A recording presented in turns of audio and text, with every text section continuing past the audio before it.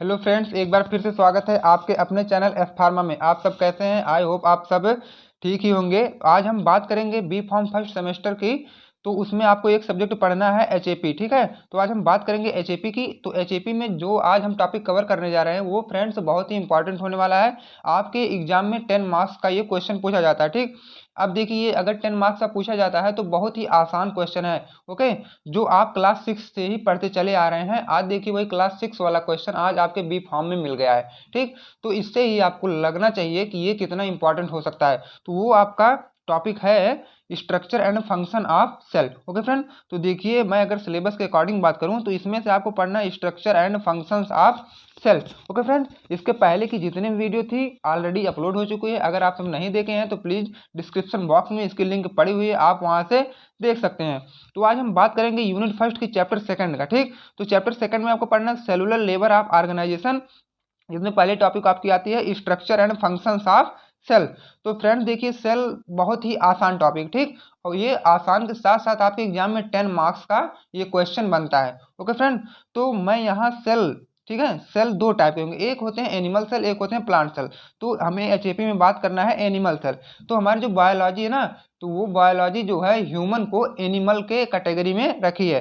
तो हमें क्या है, या तो ह्यूमन सेल या तो एनिमल सेल आज पढ़ना है, ओके फ्रेंड। तो चलिए देखते हैं कि क्या है ये, ठीक। तो सबसे पहले मैं आपका डाउट क्लियर करूंगा कि सेल होते क्या हैं, ठीक फ्रेंड। अब देखिए कि सेल क्या होते हैं। जैसे कि आप लोग इसके पहले पढ़ चुके थे इस वाले चैप्टर में कि वैसे होम्योस्टैसिस था, उसके बाद था कि level of structural organisation and body system. जैसा कि उसमें आप लोग पढ़े थे कि हमारी बॉडी कैसे बन रही है, ठीक। तो सबसे पहले देखिए आपकी क्या बॉडी है, ये समझ लीजिए हम लोग की बॉडी है। तो ये बॉडी कैसे बनी, ठीक है। ये पूरा ऑर्गन सिस्टम है। क्यों ऑर्गन सिस्टम बोला जा रहा है? क्योंकि इसमें ढेर सारे ऑर्गन मिलके एक बॉडी के फिजियोलॉजिकल में परफॉर्म कर रहे हैं। हमारी बॉडी कैसे एक्शन ले रही है, पूरा ये परफॉर्म कर रहे हैं। ये ऑर्गन सिस्टम किससे बना होगा फ्रेंड? ऑर्गन से ही तो ऑर्गन सिस्टम बना होगा। अब देखिए, ऑर्गन से ऑर्गन सिस्टम बना। अब ये ऑर्गन किससे बना है? हमारा ऑर्गन बना है टिश्यू से, ठीक है। जब ढेर सारे टिश्यू मिले तब जाके हमारा ऑर्गन बना, ठीक। अब देखिए टिश्यू कैसे बना? टिश्यू अब मिला हमारे, बना सेल से, ठीक है। तो ये आज हमें इसी सेल की पूरा कहानी को पढ़ना है, पूरा सेल साइकिल पढ़ना है। सेल कहाँ से आए, कैसे क्या करते हैं, हमारी बॉडी के लिए क्यों इंपॉर्टेंट है, पूरा सेल के बारे में हमें पढ़ना है। तो सबसे पहले चलिए जानते हैं कि सेल हमारे बॉडी में लगभग मिलियन ट्रिलियन में पाए जाते हैं फ्रेंड्स। अगर आप मान लीजिए तो 100 ट्रिलियन 200 ट्रिलियन में क्या है, हमारे बॉडी के अंदर सेल पाए जाते हैं, ठीक है। अब सेल, ये तो काउंटिंग में हम लोग जान गए कि 100-200 ट्रिलियन पाए जाते हैं। लेकिन अगर आप जानिए कि ये 200 से अधिक, ठीक है, ये डिफरेंट डिफरेंट टाइप के सेल हमारे बॉडी में होते हैं। जैसे ब्रेन सेल हो गए, ठीक है।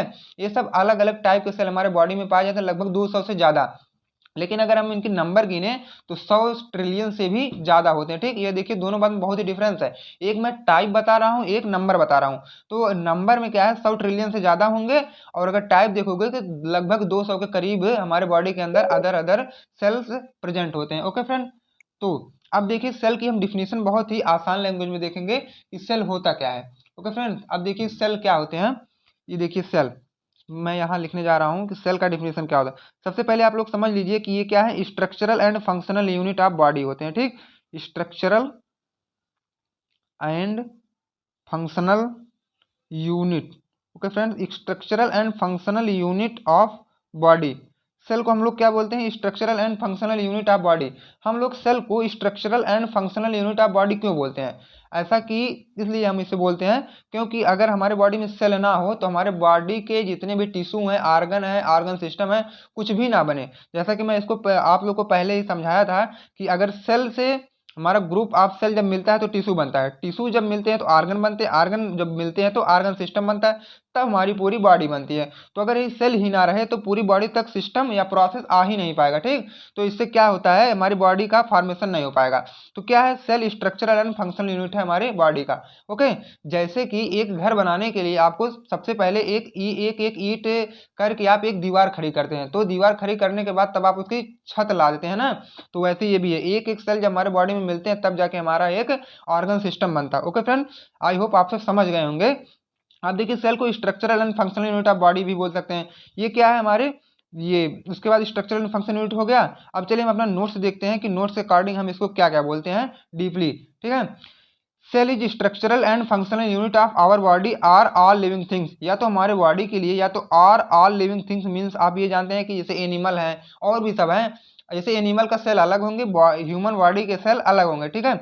अब देखिए सेल को क्या कहा जा रहा है, cell is a basic building block of life. इसको बिल्डिंग ब्लॉक ऑफ लाइफ भी बोला जाता है, क्योंकि विदाउट सेल हमारी बॉडी का फॉर्मेशन ही नहीं हो सकता, ठीक। इसीलिए हम इसको बोलते हैं बिल्डिंग ब्लॉक ऑफ लाइफ।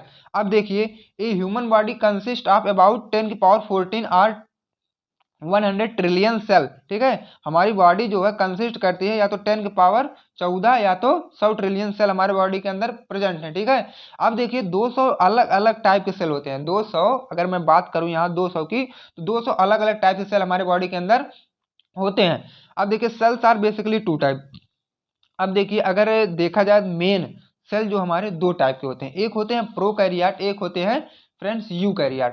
अब देखिए प्रोकैरियोट आप किसे बोलेंगे एंड यूकैरियोट आप किसे बोलेंगे, देखिए एकदम जिसमें क्या है न्यूक्लियस नहीं रहते हैं उसे आप बोलेंगे प्रोकैरियोट, और जिसमें न्यूक्लियस रहते हैं उसे आप बोलेंगे यूकैरियोट, ठीक फ्रेंड। तो देखिए थ्योरी में लिखा गया है नो न्यूक्लियस तो प्रोकैरियोट, विथ न्यूक्लियस तो यूकैरियोट। अब देखिए प्रोकैरियोट की जो साइज है 1 से लेके 5 mm तो रहेगी, और यूकैरियोट की साइज जो है बड़ी रहेगी, ठीक है, लार्ज साइज में रहेंगे। उसके बाद प्रोकैरियोट जो है फास्ट ग्रोथ एंड रिप्रोडक्शन, इसका ग्रोथ तेजी से होता है और रिप्रोडक्शन भी तेजी से होता है, किसका, प्रोकैरियोट का। अगर वहीं आप यूकैरियोट का देखेंगे तो यूकैरियोट का उसकी अपेक्षा इसमें स्लो होता है, ओके फ्रेंड्स। अब चलिए इसका मेन एग्जांपल होता है बैक्टीरिया, और इसका एग्जांपल होता है एनिमल भी हो सकता है, प्लांट भी हो सकता है एंड फंजी भी हो सकता है, ओके फ्रेंड। अब आई होप आप सब इतना समझ गए होंगे। अब हमारी बात आती है स्ट्रक्चर ऑफ सेल। तो स्ट्रक्चर ऑफ सेल मैं आपको पहले एक स्ट्रक्चर सेल का दिखा दे रहा हूँ, उसमें आपके ऑर्गेनल भी प्रेजेंट हैं। देखिए ये क्या है, आपके सेल, ठीक है, ये एनिमल सेल है, और आप इधर देख लीजिए प्लांट सेल है। तो हमें इसको छोड़ देना है, प्लांट सेल हमें यहाँ नहीं पढ़ना है, हमें यहाँ पढ़ना क्या है, एनिमल सेल। तो हम लोग देखेंगे कि एनिमल सेल होते क्या हैं, ओके फ्रेंड। तो देखिए एनिमल सेल क्या होते हैं, ये आपका एक नॉर्मल बेसिक सेल है, ठीक फ्रेंड, जो कि आप इससे क्या है पढ़ के आप अपने एग्जाम को क्वालिफाई कर सकते हैं। ये बहुत डीप नहीं बनाया गया है, एक बेसिक सेल है, ठीक। अब देखिए सबसे पहले क्या है, सेल मेम्ब्रेन, जो कि एकदम हमारे सेल की प्रोटेक्शन का काम करता है। Give shape to the cell, elastic, selectively permeable, protect cell organelle. ये क्या है, एक प्रोटेक्शन की तरह काम करते हैं। उसके बाद देखिए मेन जो होता है हमारे सेल में न्यूक्लियस होता है, जो कि एकदम सेंटर में पाया जाता है। वो क्या है, सेल की एक्टिविटी को कंट्रोल किए रहता है। उसके बाद देखिए साइटोप्लाज्म किसे बोलते हैं, साइटोप्लाज्म मीन्स होता है सेल के अंदर जो भी फ्लूइड भरे होते हैं उसे हम बोलते हैं साइटोप्लाज्म। वो जो फ्रेंड्स होते हैं जेली लाइक, जैसा कि आप सब जेल टाइप से देखे होंगे ना, थोड़ा विस्कस होता है, तो वैसे ही साइटोप्लाज्म हमारा जेली लाइक की तरह होता है, थोड़ा विस्कस होगा, ओके। अब देखिए सेल ऑर्गेनल्स क्या होंगे, सेल ऑर्गेनल्स मतलब जैसे हमारे बॉडी के अंदर छोटे छोटे पार्ट होते हैं ना, वैसे सेल के अंदर छोटे छोटे पार्ट होते हैं जिन्हें हम बोलते हैं सेल ऑर्गेनल्स, जो कि परफॉर्म डिफरेंट फंक्शन, जो कि हमारे सेल्स के अंदर जो भी फंक्शन है वो सब परफॉर्म करते हैं, मतलब करवाते हैं। जैसे हमारा हाथ क्या है, हमारे बॉडी के प्रेजेंट है हाथ, तो हाथ से हम लोग कुछ, या तो सबसे पहला काम है हम लोग हाथ से खाते हैं, ठीक है। तो वैसे क्या है, ऐसे इसमें सेल्स में भी छोटे छोटे ऑर्गेनल्स प्रेजेंट हैं, जो कि इसकी डिफरेंट डिफरेंट एक्टिविटी को करवाते हैं, ओके। आई होप आप सब समझ गए होंगे। अगर ये वाला फिगर नहीं समझ में आया होगा तो एक आपकी स्क्रीन पे भी फिगर आ चुका है, उसको आप अपने कॉपी में नोट्स कर लीजिए, ठीक है। अब चलिए हम अपना दूसरा टॉपिक देखते हैं। दूसरा टॉपिक क्या है, फंक्शन ऑफ सेल्स। अब देख लीजिए कि सेल के फंक्शन क्या है, ओके फ्रेंड। अब देखेंगे कि जो हमारे बॉडी के अंदर सेल प्रेजेंट है उसके फंक्शन क्या है। ये देखिए सबसे पहला फंक्शन आपका है रेस्पायरेशन, ओके फ्रेंड। सबसे पहले हम देखेंगे कि respiration, generate energy from nutrients. जो हम लोग न्यूट्रिएंट्स खाते हैं ना, सॉरी फ्रेंड, जब हम लोग खाना खाते हैं वहां से निकलता है न्यूट्रिएंट्स, वहां से हम लोग क्या पाते हैं, न्यूट्रिएंट। न्यूट्रिएंट जो है एनर्जी का काम करता है, जब एनर्जी हमें मिलती है तब क्या हम लोग रेस्पायरेशन कर सकते हैं। उसके बाद रिप्रोडक्शन में भी हेल्प करते हैं, उसके बाद कम्युनिकेशन में भी हेल्प करते हैं, जैसे send and receive signal. Signal means होता है फ्रेंड, जैसे आपको यहाँ कुछ किसी चींटी ने काट लिया तो ये सिग्नल हमारे ब्रेन तक पहुंचाते हैं न्यूरॉन सेल, ठीक है। तो क्या है, सेल के एक फंक्शन ही तो हुए। अब देखिए vast management, remove vast from body. जो हमारे सेल के अंदर लाइसोसोम प्रेजेंट होते हैं ना, वो क्या करते हैं, हमारे बॉडी से जो मतलब रैप्चर्ड सेल हो जाते हैं उन्हें बाहर करते हैं। अब देखिए स्ट्रक्चर ऑफ सेल। अब हम सब क्या पढ़ेंगे कि स्ट्रक्चर ऑफ सेल जो था, इसके पहले आप सब स्ट्रक्चर सेल का देख चुके थे। अब हम देखेंगे स्ट्रक्चर ऑफ सेल कितने पार्ट में डिवाइड हुआ है, ठीक।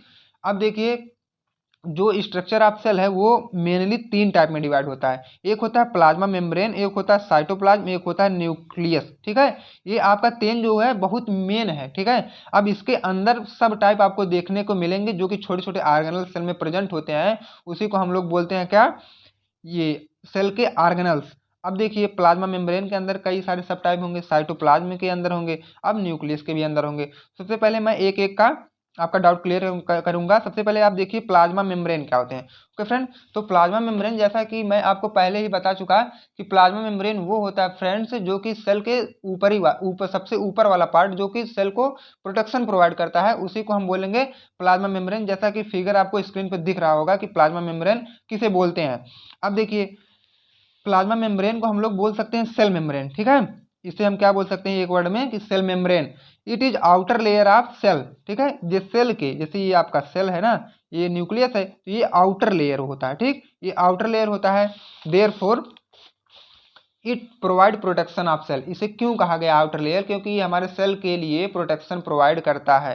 ठीक है, इन्वायरमेंट मतलब ये बाहरी इन्वायरमेंट से अंदर का इन्वायरमेंट ये बचाए रखता है। ठीक है, बीच में ये पार्टीशन का काम करता है। जैसे ये एक्सटर्नल इन्वायरमेंट है, ये इंटरनल इन्वायरमेंट है, तो बीच में ये जब प्रोटेक्शन हो जाता है ना, तो दोनों को मिलने से रोक देता है। ठीक है, अब देखिए it's allowed to select substance to pass. अब ये वो भी सेलेक्ट करता है कि कौन से सबस्टेंस हमारे सेल के अंदर आने चाहिए, कौन से सबस्टेंस हमारे बॉडी में ही प्रेजेंट रहे तो अच्छा है, और कौन से सबस्टेंस बॉडी से सेल में आए तो अच्छा है। ठीक है, ये उसको भी सिलेक्ट करने का काम करता है। अब देखिए इट्स मेंटेन सेल होम्योस्टेसिस। अब ये क्या करता है, सेल का होम्योस्टेसिस भी यही मेंटेन करता है। ठीक है, अब चलिए ये इसका स्ट्रक्चर हम देख लेंगे। सबसे ज़्यादा फेमस इसके स्ट्रक्चर में है फ्लूइड मोज़ेक मॉडल, जो कि फ्रेंड्स आपके एग्जाम के लिए बहुत ही इंपॉर्टेंट है कि फ्लूइड मोज़ेक मॉडल होते क्या है। तो चलिए मैं आपको समझाऊंगा कि फ्लूइड मोज़ेक मॉडल क्या है। The fluid mosaic model of plasma membranes was given by S T. Singer and G L. Nicolson. Fluid mosaic model 2 लोग दिए थे, S T. Singer and G L. Nicolson. ठीक है, अब देखिए it is made up of with bilayer of phospholipid. Phospholipid के bilayer से बना है। ठीक है, अब अगर हम इसके कंपोजिशन की बात करें तो देखिए फास्फोलिपिड मतलब ये होता है कि फास्फेट प्लस लिपिड। जब हम फास्फेट और लिपिड को ऐड करेंगे तब जाके आपका बनेगा फास्फोलिपिड। ओके फ्रेंड, अब देखिए इधर फिगर है फास्फोलिपिड का, ऊपर देखिए फास्फेट है, नीचे आपका लिपिड जुड़ चुका है। ठीक है, तो फास्फेट होता है हाइड्रोफिलिक नेचर का और लिपिड होता है हाइड्रोफोबिक नेचर का। हाइड्रोफिलिक मतलब फ्रेंड्स होता है जो कि, फिलिक मीन्स होता है मतलब ये, इनको क्या है वाटर की जरूरत होती है। ठीक है, और ये क्या है वाटर से दूरी बनाएंगे। हाइड्रोफोबिक ये पानी से घृणा करेंगे, ये पानी से मतलब लव करेंगे। ठीक है, तो हाइड्रो प्लस लव, तो ये क्या करेंगे पानी से मतलब पानी को अपनी तरफ आकर्षित करेंगे, अट्रैक्ट करेंगे, ये क्या है पानी से दूर करेंगे। ठीक है फ्रेंड, अब ये देखिए protein. Protein the lipid bilayer is embedded with proteins of various shape and size. इसमें क्या है अलग अलग शेप और साइज के प्रेजेंट होते हैं। अब देखिए जैसे क्या है carbohydrate, these molecules are attached with protein and lipid. जैसे कार्बोहाइड्रेट की तरह आउट सब होंगे ना हमारे सेल के अंदर, वो क्या है प्रोटीन और लिपिड से आके अटैच हुए रहते हैं ऑलरेडी। अब देखिए हम अगर इसका वो देख लें फिगर, तो ये देखिए फास्फोलिपिड की बाई लेयर है। ठीक, यहाँ से लेयर बनी है ना, तो ये 2 लेयर, एक ऊपर एक नीचे, तो इसे हम बोलते हैं फास्फोलिपिड की बाई लेयर। अब देखिए ये जो है पेरीफेरल प्रोटीन। ठीक है, ये देखिए ये जो ब्लैक वाला आपको दिख रहा होगा, ये इसको बोलते हैं हम लोग पेरीफेरल प्रोटीन, और ये जो खाली जगह है ना इसको बोलते हैं प्रोटीन। ठीक है, अब ये देखिए इंटीग्रल प्रोटीन होती है, इसमें जो यहाँ पर है ये इंटीग्रल प्रोटीन होती है। अब देखिए ग्लाइकोलिपिड क्या है, ये हमारे सेल के अंदर में प्रेजेंट है ग्लाइकोलिपिड। अब देखिए ग्लाइकोप्रोटीन भी हमारे सेल के ही अंदर प्रेजेंट है। ओके फ्रेंड, आई होप आप सब इतना समझ गए होंगे। चलिए अब हम नेक्स्ट चलते हैं। ये फंक्शन, इसका फंक्शन क्या है, इसका function friend provide protection from external environment. अब देखिए जैसे बाहरी इन्वायरमेंट से क्या है प्रोटेक्शन हमारे सेल को प्रोवाइड करता है। Give shape of cell, cell को ये क्या है शेप प्रोवाइड करेगा कि किस शेप में हमारे सेल रहेंगे। इट हेल्प सेल कम्युनिकेशन, मतलब एक सेल से दूसरे सेल के बीच की कम्युनिकेशन जो है यही मेंटेन करता है। अब देखिए साइटोप्लाज्म आता है। साइटोप्लाज्म मीन्स फ्लूइड होता है। ठीक फ्रेंड, ये जो सेल है आपका, ये न्यूक्लियस है, इसके अंदर जितने भी फ्लूइड होते हैं हम उसे बोल सकते हैं cytoplasm. Question, cyto means cell, plasm means fluid, cell के अंदर जो फ्लूइड होते हैं उसे हम बोलते हैं साइटोप्लाज्म।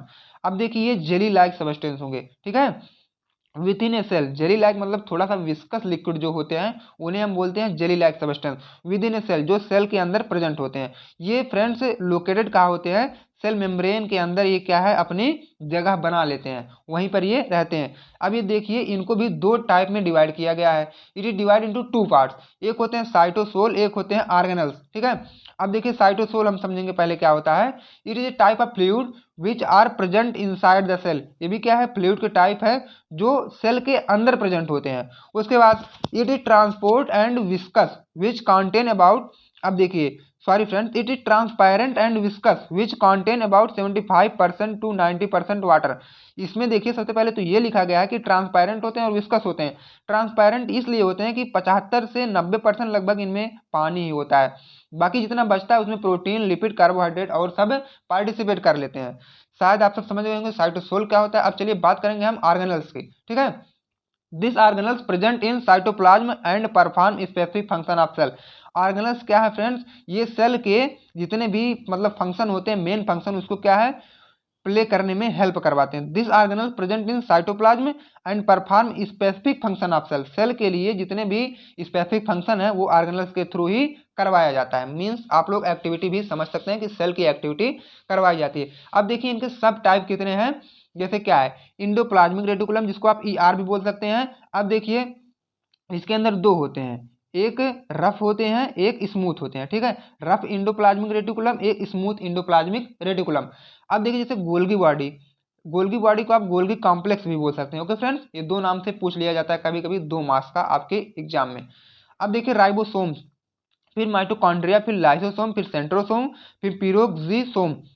अब एक एक को हम डीप में पढ़ेंगे। ये फ्रेंड्स इसमें से कोई भी क्वेश्चन आपके 2 मार्क्स में आते हैं, कोई एक पूछेगा 2 नंबर में। ठीक है, आप लोग छोटा सा लिख के सॉल्व करके चले आइएगा। अब देखिए इंडोप्लाज्मिक रेटिकुलम क्या होते हैं। ए membrane bound organelle that help with protein and lipid synthesis. एक मेम्ब्रेन बाउंड ऑर्गेनल होते हैं जो कि हेल्प करते हैं किसमें, प्रोटीन और लिपिड के सिंथेसिस, मतलब प्रोटीन और लिपिड को बनाने में हेल्प करते हैं।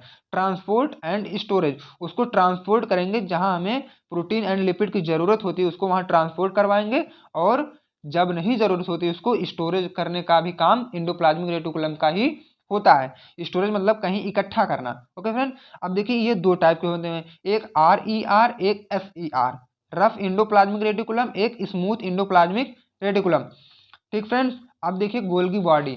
अब देखिए गोल्गी बॉडी क्या होता है, इसको आप गोल्गी कॉम्प्लेक्स भी बोल सकते हैं। Okay, it is also known as cell packaging centre. इसे हम एक वर्ड में अगर बोलें तो इसे बोल सकते हैं आप सेल पैकेजिंग सेंटर। ठीक है, मतलब गोल्गी बॉडी या गोल्गी कॉम्प्लेक्स मतलब जैसे हम लोग की बॉडी है, वैसे समझ लीजिए एक सेल की पूरी बॉडी की बात हो रही है। इसे बोला गया, इसलिए इसे बोला गया cells packaging centre. It is responsible for processing, modifying and packaging of protein. ये किस लिए रिस्पॉन्सिबल है, प्रोसेसिंग के लिए, मॉडिफाइंग के लिए एंड पैकेजिंग प्रोटीन के लिए। ठीक है, ये इतना काम करेंगे Golgi body. And lipid synthesised by the endoplasmic reticulum, और जो लिपिड जब बनेंगे ना तो इंडोप्लाज्मिक रेटिकुलम के हेल्प से ही वो गोल्गी बॉडी लिपिड बनाएगी। अब देखिए राइबोसोम्स क्या होते हैं। It is also called cells protein factory. अब देखिए जैसे हम लोग के बॉडी के लिए प्रोटीन चाहती है ना, तो वैसे सेल को भी प्रोटीन चाहती है, तो सेल को प्रोटीन देते हैं राइबोसोम, इसलिए राइबोसोम को कहा गया है cells protein factories. Small organelles found throughout the cell, छोटे छोटे ऑर्गेनल्स जो कि सेल के बाहरी या अंदर में पाए जाते हैं। मीन्स मतलब बाहर का मतलब आप ये समझिए, ये सेल है तो सेल के अंदर ही रहेंगे, ठीक है, लेकिन न्यूक्लियस से बाहर रहेंगे, उसे बोला जाता है throughout the cell. Responsible for making protein, जो कि प्रोटीन बनाने में हेल्प करते हैं। अब चलिए बात करेंगे हम माइटोकॉन्ड्रिया की, जो कि फ्रेंड्स आपके एग्जाम में 2 मार्क्स में पूछ लेता है कि माइटोकॉन्ड्रिया क्या होता है। आई होप आप सब इसको जान ही रहे होंगे पहले से ही माइटोकॉन्ड्रिया क्या होता है, क्योंकि फ्रेंड बहुत ही आसान टॉपिक ये चल रही है। अब देखिए माइटोकॉन्ड्रिया का हम बोलते हैं पावर हाउस ऑफ सेल। ठीक है, ये क्या है, पावर हाउस होता है सेल का, जहां से हमें एनर्जी मिलती है। Organelle that generate energy for the cell, यहीं से सेल के लिए एनर्जी मिलता है। ठीक है, जो कि एटीपी के टाइप में एनर्जी निकलती है, वही एटीपी का यूज हमारा सेल करता है। अब देखिए लाइसोसोम क्या है। लाइसोसोम को फ्रेंड्स आप सुसाइडल बैग भी बोलते हैं। क्यों? जितने भी सेल हमारे बॉडी के अंदर रैप्चर्ड होते हैं ना, लाइसोसोम क्या करता है, उनको इनहिबिट कर लेता है, खा लेता है। मतलब साफ सफाई का काम लाइसोसोम ही करता है, आप बेसिक लैंग्वेज में समझे तो इसका नाम देखिए सेल रिसाइकलिंग सेंटर भी लिखा है। मतलब जो सेल गायब हुए हैं उनको रिसाइकल करने का काम लाइसोसोम ही करता है। This organelle responsible for breaking down and recycling cellular waste. जो सेलुलर वास्ट है ना, या तो उनको तोड़ देगा या तो उनको रिसाइकल कर लेगा, ठीक है। या तो सेलुलर वास्ट आप कह सकते हैं, या तो फॉरेन सब्सटेंस, दोनों को ये क्या करता है, ब्रेक डाउन कर देगा या तो रिसाइकल कर देगा। आई होप आप सब लाइसोसोम भी समझ गए होंगे। अब बात करेंगे हम सेंट्रोसोम की, ठीक है। ये भी 2 मार्क्स में पूछ लिया जाता है कभी कभी। ये small organelle near the nucleus, एक छोटे से ऑर्गेनल होते हैं जो कि न्यूक्लियस के पास में, जैसे ये आपका सेल है, ये बीच में न्यूक्लियस है और यहीं कहीं होते हैं सेंट्रोसोम, ठीक है। क्योंकि नाम से पता चल रहा है कि सेंट्रोसोम, जब न्यूक्लियस सेंटर में रहता है तो सेंट्रोसोम भी ही सेंटर में रहेंगे। अब देखिए सेंट्रोसोम के अंदर में क्या 3 लोग आते हैं, जैसे cell division, cellular structure and movement, तीनों का काम क्या करवाता है, सेंट्रोसोम ही करवाएगा। ओके। अब देखिए पेरोक्सिसोम क्या होते हैं, also known as cell cleaning crew. इसको क्या बोलेंगे आप, cell cleaning crew. Small organelle responsible for breaking down and eliminating harmful substance. ये देखिए एक छोटे छोटे ऑर्गेनल्स होते हैं जो कि सेल के अंदर प्रेजेंट होते हैं। इनकी रिस्पॉन्सिबिलिटी क्या होती है, breaking down and eliminating harmful substance. जो हमारे बॉडी के अंदर हार्मफुल सब्सटेंस होते हैं उनको तोड़ना और उसको एलिमिनेट, बॉडी से बाहर करना। जैसे क्या है, मेटाबॉलिज्म है, डिटॉक्सिफिकेशन है, ठीक है। मेटाबॉलिज्म फ्रेंड्स आप जब हायर सेमेस्टर में जाएंगे तो वहाँ मेटाबॉलिज्म बहुत अच्छे से आपको पढ़ने को मिलेगा, यहाँ आपको इंट्रो ही जानिए, ठीक है। अब देखिए आपका न्यूक्लियस आता है, जो कि फ्रेंड्स आपके एग्जाम में कभी कभी 7 मार्क्स का भी पूछ लेता है, कभी 2 मार्क्स का पूछता है। It is also known as cells control centre. तो फ्रेंड्स अगर ये मान लीजिए आपका ये सेल्स, एक रफली सेल्स है, ये देखिए बीच में ही तो न्यूक्लियस होते हैं, तो इसे हम इसीलिए बोलते हैं कि ये सेल कंट्रोल सेंटर है, क्योंकि फ्रेंड्स ये पूरा इसके सेल के बीच में प्रेजेंट होते हैं, ठीक। यहीं से पूरा सेल हमारा कंट्रोल होता है। The central organelle that contain most of the cell genetic material DNA. अब इसी न्यूक्लियस में ही हमारा जेनेटिक मटेरियल होता है, जैसे डीएनए है, ये यहीं पे ही लोकेट होता है। फ्रेंड्स अभी आप हायर लेवल मतलब जब स्टडी करेंगे तो इसका फिगर जब आप डीप में बनाएंगे ना, तो इसी में बहुत ही चीज़ आपको पढ़ने को मिलेगा, ठीक। लेकिन अभी आपके लेवल का ये नहीं है, आप इतना समझिए जितना पढ़ के आप पास हो जाए एग्जाम में, ठीक।